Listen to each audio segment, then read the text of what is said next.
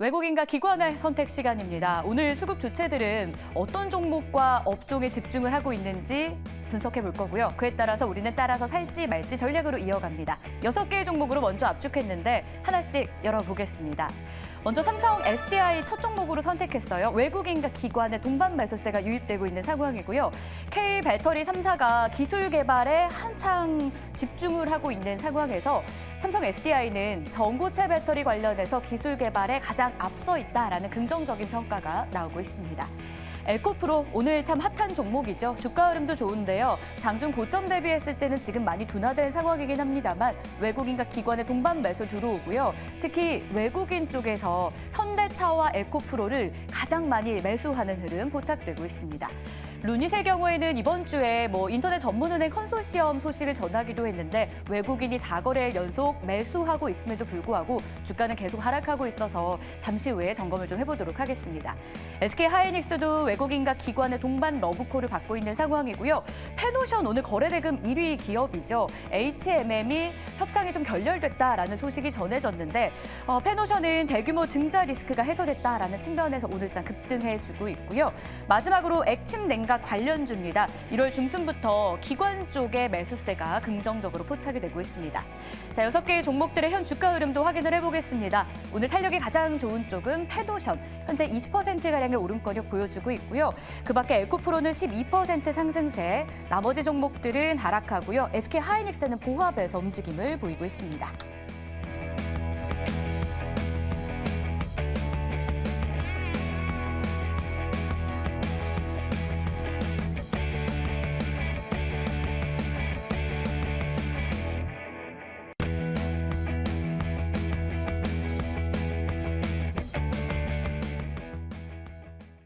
수급 들어오는 종목들 이제부터 전략으로 이어가 보겠습니다. 두 분과 함께 할 텐데요.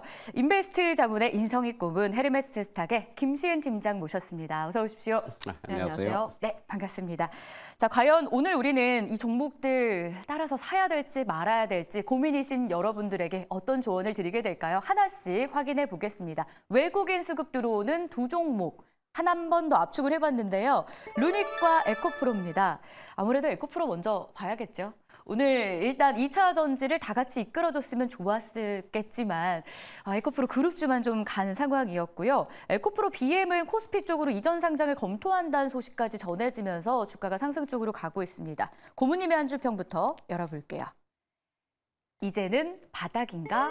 라고 남겨주셨는데 바닥입니까? 업황 회복은 여전히 확인해야 된다라는 말이 나오고 있는데 BM이 진짜로 이전 상장을 한다면 그것도 주가를 겨니는 모멘텀이 될 것 같고 많이 하락하기도 했잖아요. 참 재밌어요. 작년 같으면은 완성차는 안 오르는데 2차 전지만 막 올랐잖아요. 최근 들어서는 완성차는 계속 오르는데 2차 전지도 안 올라요. 맞아요.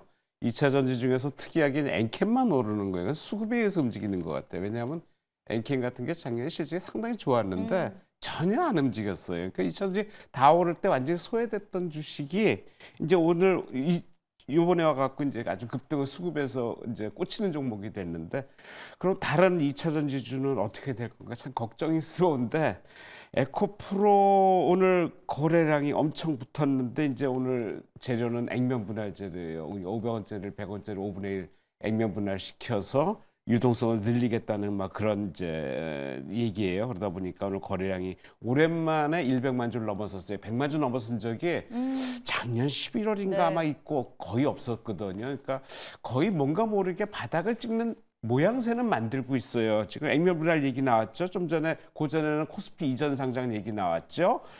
그리고 최근에 유럽 관련해 갖고 이제 리사이클 사업한다.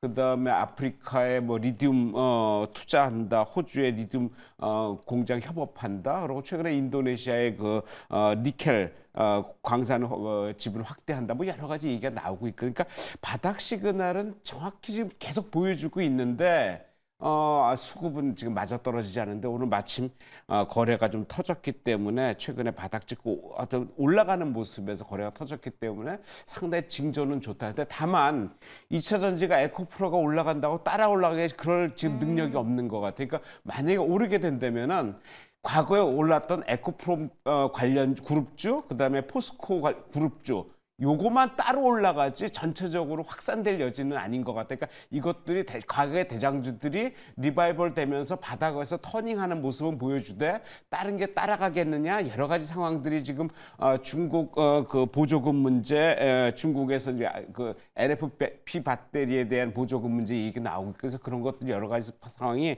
현재로서는 좀 곤란하지 않나 네. 그래서 일단 종목별로 상승 가능성은 있겠다라고 생각은 듭니다. 바닥 확인 기조는 보여주고 있지만 수급이 오늘처럼 붙어줘야 또 주가도 견인되는 거라 확인할 게 아직은 좀 더 남아있는 기업. 이렇게 좀 정리를 주셨고요. 김시은 팀장님은 어떤 의견일지 에코프로에 대한 한 줄 평 열어보겠습니다. 실적을 뛰어넘는 수급 기대감이라고 주셨는데 실적 안 좋은 건 우리가 확인을 했고요. 예상했던 거라 충격은 오히려 없는 것 같아요. 사실 좀 내용을 조금 더 보면 네. 예상했던 것보다 더 안 좋았습니다. 아무래도 원자재 가격 하락하고 전방 사업 안 좋다 보니 실적 같은 경우는 좀 안 좋았는데 다만 실적에 대한 불확실성보다는 수급을 좀 끌어당길 수 있는 이벤트적인 요소가 굉장히 투심을 끌어올렸다라고 보시면 좋을 것 같아요.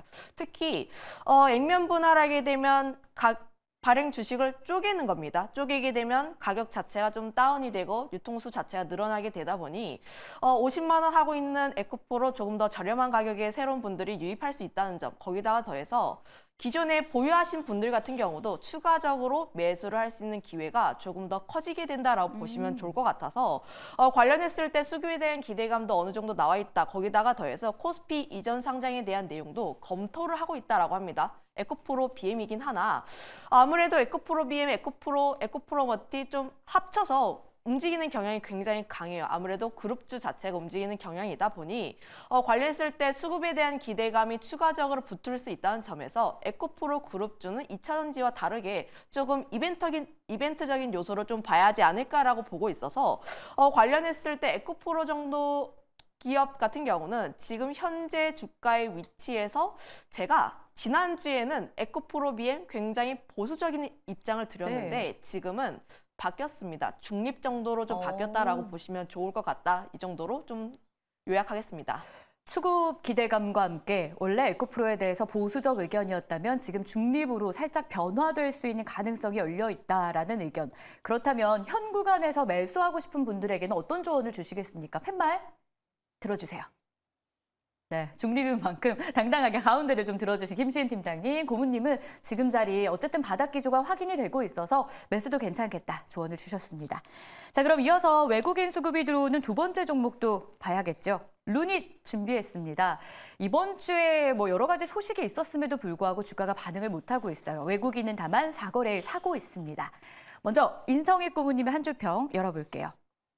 의료 AI 최초 보험 도전한다라고 남겨주셨는데 이게 지금 호재가 되면서 주가에 반영은 안 되고 있거든요. 어제 급락을 했어요. 네. 그러니까 왜 생뚱맞게 뭐 보험이냐, 뭐 그러니까 인터넷 은행 쪽에 본업이 아니지 않냐, 예, 뭐 그래서 이런 그런 말들. 얘기가 있는데 글쎄 나중에 좀 시간이 지나면은 지금 보험업계에서 이게 인터넷 은행 유뱅크라는 데인데 4개 컨소시엄이 뭉치는데 이제 참여한다는 거예요. 그래서 지금 이 회사가 하고 싶은 거는 이제 의료 AI 쪽에서 이제 보험 쪽이에요. 보험 쪽에 그 자기가 갖고 있는 암 데이터나 여러 가지 그 데이터를 가지고 그 보험을 적정하게 만들어 보겠다 이런 내용인 것 같은데 지금 보험회사에서 필요한 거는 그 데이터예요. 데이터를 실제로 확실하게 얻지를 못하고 있는 게 맞아요. 그러니까 보험에서는 그냥 대충 어떤 바운더리 내에서 데이터를 가지고 그것을 암보험 상품으로 적용했고 하는데 실제로 이 회사는 데이터를 갖고 있단 말이에요. 그래서 그거를 보험으로 적용하면 좀 더 효율적이지 않겠냐 뭐 이런 얘기예요. 근데 시장에서는 상당히 냉담하게 받아들인 거예요. 당장은 좀 그런 것 같아요. 어제 같은 경우 거래 터지면서 하락을 했거든요. 근데 아마 시간이 지나면 이 하락 기조는 조금 이제 완만하게 좀 형성돼서 다시 상승 기조로 저는 시너지 효과가 있지 않을까라고 기대를 많이 해요. 근데 이 의료 AI 쪽이 지금 루닛만 있는 게 아니고 뭐 기존의 뷰노나 딥노이드 뭐 여러 가지 있는데 이 회사 전체적으로 실적이 다 안 좋아요. 그중에서 특히 루닛은 더 안 좋은 것 같아요. 그러니까 지금 거의 4년 연속 적자, 올해도 적자를 면치 못할 것 같다는 생각이 드는데 그렇다면 계속 적자거든요. 그러니까 적자 중에서 한 번에 그 어떤 그 테마성으로 한번 많이 올랐다가 지금 꾸준히 하락을 하는데 글쎄 계속 버틸 수 있을지 모르고 새로운 돌파구가 어떤 산의 모멘텀으로 작용할 수 있을지 그것도 한번 지켜봐야 되는데 현재로서는 조금 난감이다라고 개인적으로 좀 판단하고 있습니다. 알겠습니다. 루닛에 대한 정리 들어봤고요. 김시은 팀장님은 그럼 어떤 의견일지 한 줄 평 열어보겠습니다. 생각지 못한 신사업이라고 주셨는데 그럼 팀장님은 이번 신사업이 어떤 새로운 동력, 모멘텀이 되어줄 사업으로 보십니까? 아니면은 조금 본업에서 실적을 끌어올리는 게 선행되어야 된다라고 보수적으로 보십니까? 우선 후자로 보고 있는데 관련했을 때 뉴스 기사를 보고 네. 굉장히 생뚱맞다. 왜 갑자기 많이들 이런 사업을 그러신 하는 것 거지? 같아요. 네. 라는 생각이 굉장히 많이 들었어요. 지난해 루닛 굉장히 대규모 유상증자 진행을 했습니다. 유상증자 진행을 하면서 그럼에도 불구하고 투심이 견조하게 나와줬던 이유가 의료 A가 그나마 AI 쪽에서 실적이 나오고 있는데 앞으로 얼마나 더 성장을 할 것인가. 성장 동력에 계속 투자를 하는데 그 실적이 굉장히 잘 나올 수 있다는 기대감에 조금 더 베팅을 한 부분이 있는데 굉장히 생뚱맞게 인터넷 은행. 저는 약간의 그 연결고리를 조금 찾을 수가 없는 부분이 있다 보니 관련했을 때 투자 심리가 꺾일 수밖에 없는 요소가 있지 않을까. 거기다가 더해서 실적에 대한 기대감도 사실 이 종목이 10배거가 나왔습니다. 23년 초만 하더라도 14,000원대였는데 13만 원까지 올랐죠. 10배거가 올랐는데 그만한 실적이 뒤붙었냐라고 보면 아직까지 그만 실적이 뒤붙지 않았기 때문에 관련했을 때 우리가 생각했던 것 이상의 실적이 더 붙어줄 필요가 있지 않을까. 거기다가 더해서 지금 하향 추세가 계속 나와주고 있는데 지금 매물대도 굉장히 없고 아래에서 받아줄 만한 라인대가 굉장히 없다 보니 지금 이 자리 같은 경우는 굉장히 위험한 자리다라고 보여지고 있어서 루닛 같은 경우는 지금 조금 고민을 해봐야 하는 그런 자리가 아닌가 이렇게 보고 있습니다. 역시나 고민이 된다라는 고민이란 공통점인 단어를 들어봤습니다. 과연 그런 투자 개념에서는 어떨까요? 팻말로 정리해 보겠습니다. 네, 두 분 다 루닛에 대해서는 외국인이 매수하고 있긴 하지만 지금 자리 다소 부담스럽다라고 정리해 주셨습니다. 자, 이번엔 이어서 기관에 매수 들어오는 종목들도 봐야겠죠. 두 종목으로 역시 압축했는데요. SK하이닉스 그리고 페노션 준비했습니다. 페노션부터 두 분의 의견을 좀 볼게요. 대규모 증자 리스크가 해소됐다라는 측면에서 HMM 이 무산 결렬 이 소식이 오히려 호재가 지금 되고 있거든요. 인성희 고모님의 한 줄 평부터 보겠습니다. 새우의 꿈이라고 남겨주셨고요. 일부 전문가는요. 페노션 만약에 오늘 상한가 간다 하더라도 그렇게 급등한다 하더라도 우리는 매수해야 된다라고 보는 사람도 있어요. 그 정도로 괜찮은 거예요 지금? 괜찮은 게 아니고 네. 글쎄 오늘 거래가 뭐 100만 주인데 이거 많이 뭐 나왔죠. 내일도 오전엔 갈 것 같아요. 근데 바로 차익 매물 나올 거예요. 왜냐하면은 지금 페노션의 대주주는 55% 하림그룹이에요. 하림에서 지금 HMM 먹겠다고 들어왔는데 재계 순위가 HMM이 19이고 하림은 27일이에요. 뭐 자산 구조가 이렇게 돼 있으니까 그러니까 지금 새우가 고래 먹겠다고 들어왔는데 결국은 무산됐어요. 문제는 자금 문제였어요. 결국은 자금 여러 가지 뭐 얘기는 많이 나오는데 증자도 하고 뭐 하고 했는데 결과적으로 그 팔겠다는 쪽에서 너희 못 믿겠다는 거예요. 자금 이 정도 갖고는 안 돼. 도저히 너희들 못 믿겠어로 나중에 우리 갖고 있는 여력이 거의 10조가 있는데 그거 다 빼먹고 딴짓할지 몰라 뭐 이런 얘기예요. 그러다 보니까 결과적으로 결렬이 됐고 이제 정부에서 계속 관리를 할 수밖에 없는 그런 상황이 됐다라고 생각이 드는데 그러다 보니까 거기에 이제 하림이 갖고 있는 그 페노션이 이쪽으로 집중될 수 있지 않겠냐라는 쪽에서 지금 오늘 급등을 했는데 페노션은 벌크선 집중이에요. 벌크선이 뭐냐면은 가공되지 않은 곡물 원석 이런 걸 집어넣는 거예요. 딴 거는 컨테이너는 여러 가지 한 개 집어넣는 거잖아요. 그래서 그런데 지금 그 벌크 운임 지수가 왔다 갔다 해요. 그러니까 작년에 엄청나게 올랐다가 11월부터 좀 밀렸다가 11월에 뭐 후티 방근해가지고 저쪽 이게 문제가 생기니까 또 올랐다가 최근에 또 빠졌다 여러 가지 상황인데 전체적으로 올해는 운임지수 좀 오르지 않겠냐는 기대를 많이 해요. 그래서 여러 가지 이제 기존의 운임지수의 급락, 환율 영향으로 좀 실적이 안 좋았다면 올해는 중국 철강에 좀 기대를 많이 하고 있는 것 같고 철강 수요에 대해서 운송에 대해서 그래서 그거하고 그다음에 이제 운임 상승 여러 가지 상황들이 현재로서는 좀 좋게 보여지지 않을까라고 지금 생각을 하고 있는데 일단 작년에 실적이 거의 반토막이 났었거든요. 영업이익이 51%가 빠졌어요. 그래서 올해는 기저효과로 반등할 수 있을 것이다라는 상황에서 현재 꾸준하게 좀 오늘 급등하긴 했지만은 계속 올라가기는 조금 부담스럽지 않나라고 좀 생각을 하고 있습니다. 계속 올라가기는 부담스러울 수 있다. 페노션. 김시은 팀장님은 어떨지 의견 역시 열어볼게요. 유증 우려가 해소됐다라고 남겨주셨는데 우려 해소된 만큼 주가는 어떻게 반응할까요? 뭐 해소되기 유증 우려가 있기 전 가격대로 오겠죠. 그런데 네. 오늘 주가의 흐름을 보면 하림이 HMM 인수 대상자로 선정된 날짜가 12월 19일인데 지금 차트 보겠습니다.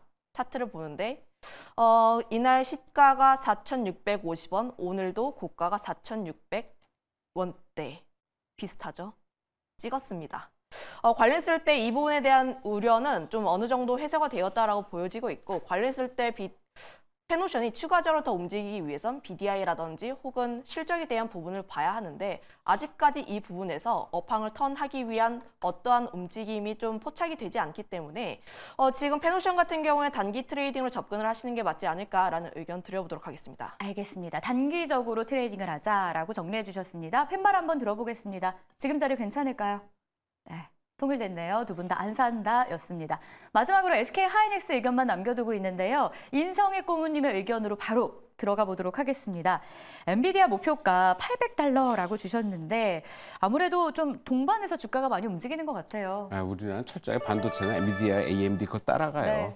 엔비디아가 최근에 골드만삭스 그젠가요? 목표가를 625불에서 800불까지 상향을 시켰어요. 엔비디아 주가가 지난해 말에 450불 정도였는데 그저께 693불 최고점 찍었거든요. 거의 700불 넘어갈 상황이에요. 근데 어제 오늘 조금 줄어서 677불인데 이거 계속 빠질 거라고 보는 사람 없거든요. 그렇다면 하이닉스가 같이 올라갈 수밖에 없는 구조다라고 생각이 들고 하이닉스가 작년 말 대비해서 오르는 게 한 16%밖에 안 돼요. 그러니까 작년 12만 5천 원인데 지금 최고가 14만 5천 원 찍고 지금 쪼쪽을 받고 있는데 엔비디아는 상대적으로 한 50% 이상 올랐단 말이에요. 따라간다면은 지금도 격차가 있다라는 생각, 더 올라갈 수밖에 없다라고 실적도 상당히 4분기 흑자로 전환했기 네. 때문에 작년 실적에 대비해서 올해 실적은 상당히 완전히 좋아질 거다라는 여러 가지 상황들이 현재로서는 긍정적으로 볼 수밖에 없고 이 지수는 연관해서 삼성전자 연관해서 우리나라 지수와 연계되기 때문에 네. 계속 관심 있게 봐야 되겠다 생각이 듭니다. 좋습니다. 긍정적인 시선이었고요.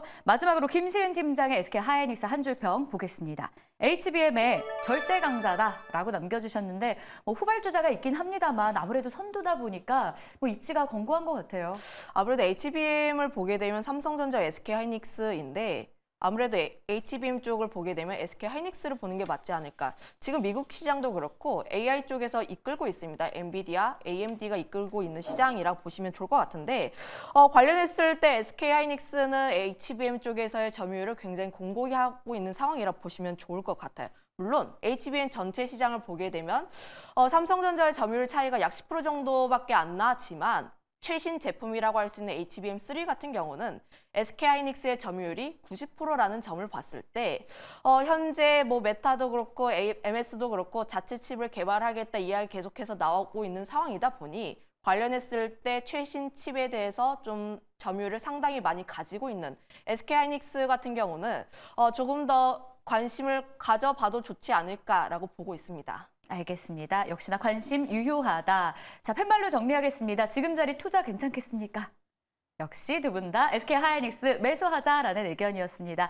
자, 이렇게 해서 수급으로 정리하는 시간은 마무리하겠고요. 두 분과는 다음 주 이 시간에 다시 만날게요. 고생하셨습니다.